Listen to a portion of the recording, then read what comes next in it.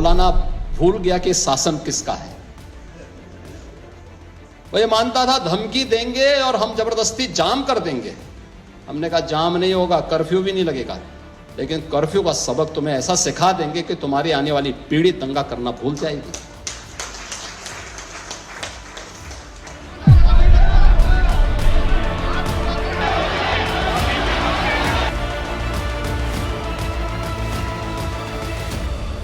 बरेली हिंसा के बाद योगी आदित्यनाथ ने खुले तौर पर मंच से कहा था कि ये मौलाना भूल गया कि सूबे में किसकी सरकार है।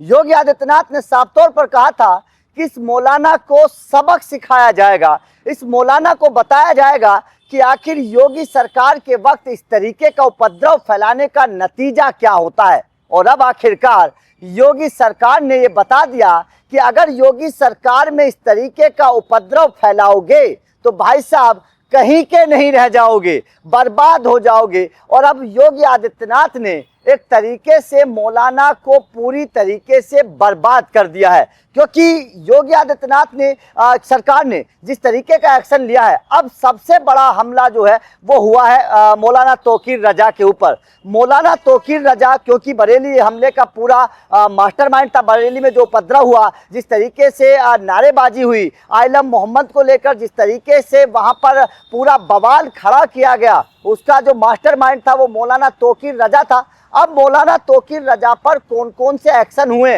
ये जानना और समझना बेहद जरूरी है। इससे अंदाजा लग जाएगा कि योगी सरकार ने किस तरीके से मौलाना की कमर को तोड़कर रख दिया है। दरअसल जिस वक्त ये पूरा बवाल हुआ था, उसके बाद मौलाना को जिस इंसान ने पनाह दी थी, जिस इंसान के घर से मौलाना ने वीडियो जारी किया था हम इस पूरे बवाल के बाद, उस बाप बेटे को भी पुलिस ने पकड़ लिया है। उन दोनों के ऊपर भी बहुत बड़ा एक्शन होगा। उसके अलावा मौलाना तौकीर रजा के जो दामाद है, उस दामाद को भी पकड़ लिया गया है। ये भी एक बहुत बड़ा एक्शन हुआ है।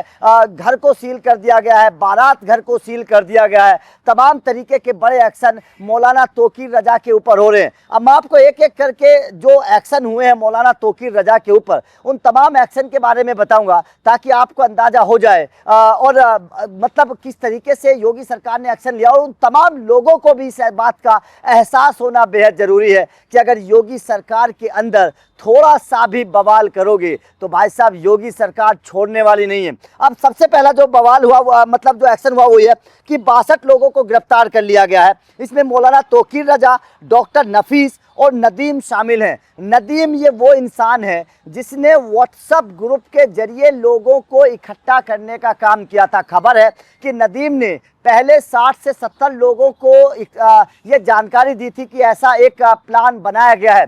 उसके बाद में उन 60 से 70 लोगों ने करीब 1600 लोग इकट्ठे कर दिए थे बरेली में। तो नफीस जो था वो मौलाना तौकीर रजा का एक तरीके से गुर्गा था और इस पूरे उसका घटनाक्रम का जो प्लान तैयार किया था, खाका तैयार किया था, वो नफीस ने किया था। उनको गिरफ्तार कर लिया गया है। पुलिस ने मौलाना तौकीर के करीबियों को मौलाना तौकीर रजा की जो करीबियों की वो करीब 150 करोड़ रुपए की संपत्ति जो है बेनामी संपत्ति, उस पर जो कब्जा किया था उसको कब्जे में ले लिया है। तो सोचिएगा 150 करोड़ रुपए की संपत्ति पुलिस ने कब्जे में ले ली है। इससे आप अंदाजा लगा सकते हैं कि मौलाना तौकीर रजा को जो है ना वो एक तरीके से योगी सरकार ने कंगाल कर दिया है। मतलब मौलाना तौकीर रजा ने जो बवाल मचाया था, उस बवाल के बाद अब मौलाना तौकीर रजा कंगाल हो चुका है। 150 करोड़ रुपए की बेनामी संपत्ति को जब्त कर लिया गया है।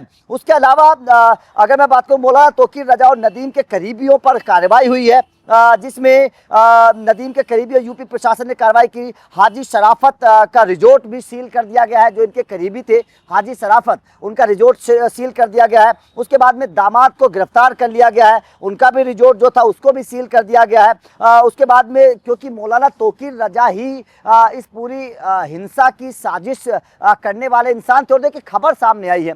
खबर ये सामने आई है कि मौलाना तौकीर रजा जो है ना, वो ये बताना चाहते थे बरेली के मुसलमानों को, ये दिखाना चाहते थे कि वो कितने ताकतवर हैं, वो योगी सरकार के अंदर किस तरीके से उपद्रव करवा सकते हैं। ये उनकी मंशा थी कि पूरा इलाका जो था वो उसमें बता दिया जाए, ये एक माहौल बना दिया जाए कि मौलाना तौकीर रजा मुसलमानों के बड़े लीडर हैं, बड़े नेता हैं। ये पूरा प्लान जो था वो बनाया गया था, क्योंकि जिस वक्त ये बवाल हुआ था उस वक्त इस तरीके की बातें कही जा रही थी। पुलिस ने अपने बयान में इस तरीके की बातों का खुलासा किया है कि इस तरीके की बातें की जा रही थी कि बवाल मचाना है, मौलाना तौकीर रजा का कहना है, और अगर हमले के बीच में कोई पुलिस वाला भी आता है तो उसको भी बकसना नहीं है, उसकी भी अगर जान लेने तो ले लीजिए। इस तरीके की बातें की जा रही थी वहां पर जो बवाली लोग थे, जिस तरीके से, और बाहर से बुलाए गए थे।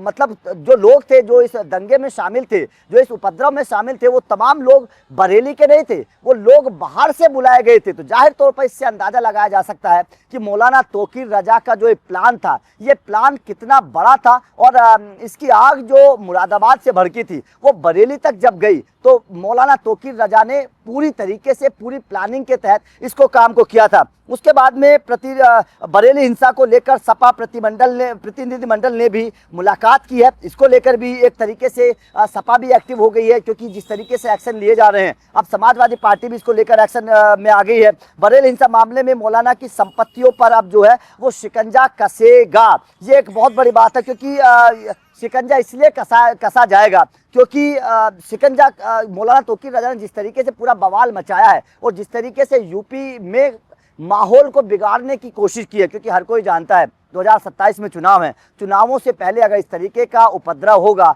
इस तरीके का बवाल होगा, तो यूपी की कानून व्यवस्था पर सवाल खड़े होंगे, लॉ एंड ऑर्डर पर सवाल खड़े होंगे, योगी सरकार पर सवाल खड़े होंगे, और उसका नुकसान योगी सरकार को हो सकता है कानून व्यवस्था के मद्देनजर। तो इस बात को ध्यान में रखते हुए योगी सरकार अब इस तरीके के किसी भी इंसान को बकसने के मूड में नहीं है, और योगी सरकार ने मौलाना तौकीर रजा जो इस पूरे घटनाक्रम का मास्टरमाइंड था, उसको सबक सिखाने का काम किया है। जाहिर तौर पर एक तरीके से मौलाना को बर्बाद कर दिया है। 150 करोड़ रुपए के आसपास की संपत्ति को जब्त कर लिया गया है, करीबियों को गिरफ्तार कर लिया गया है, दामाद को गिरफ्तार कर लिया गया है, रिजॉर्ट को सील कर दिया गया है। तो इस तरीके की तमाम जो एक्शन है वो योगी सरकार ने मौलाना तौकीर रजा के ऊपर ले लिए हैं। तो इससे अंदाजा लगाया जा सकता है कि योगी सरकार अब इस तरीके के उपद्रवियों को छोड़ने के, बकसने के मूड में नहीं है। और देखिए, अब से पहले भी जब इस तरीके के उपद्रव हुए, जब इस तरीके के लोगों ने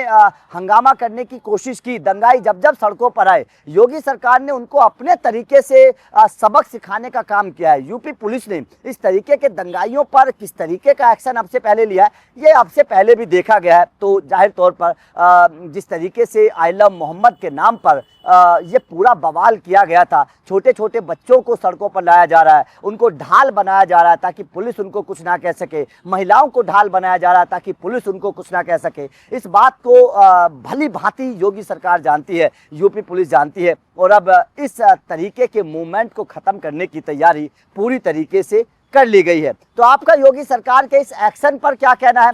क्या आपको लगता है कि इस तरीके के लोगों की पूरी तरीके से कुर्की हो जानी चाहिए, संपत्ति जब्त कर लेनी चाहिए? कमेंट करके अपनी राय जरूर दीजिएगा। वीडियो अच्छी लगी हो तो लाइक को शेयर जरूर करिए, चैनल को सब्सक्राइब करके बेल आइकन को प्रेस कर देना। Thank you very much.